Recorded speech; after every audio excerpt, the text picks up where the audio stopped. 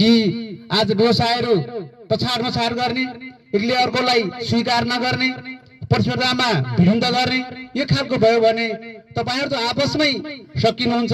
तपाईले यो ठाउँको समुदायलाई, यो गाउँलाई, यो क्षेत्रका स्थानीयलाई तपाईले सक्नुहुन्छ। त्यसकारण तपाईहरु आफैमा परिपक्व व्यवसाय ढंगले वर्षौंदेखि व्यवसाय गरेर आएका साथीहरूलाई म अगाडि मिलेर जानका लागि हार्दिक अनुरोध गर्न चाहन्छु। यहाँका व्यवसायिक प्रवर्तनका लागि, व्यापारीहरूलाई यो क्षेत्रमा आकर्षण गर्नका लागि 4 किल्लादेखि सिफारिसदेखि र त्यो कर लिने कुरामा पनि सहजीकरण गर्ने लागि अनुरोध गर्न चाहन्छु। आज व्यापारीहरू ऋण नपाएर समस्या परिराख्नु भएको छ, अथवा ऋण ल्याए पनि सरको ब्याज दरको कुरा उठिराखेको छ।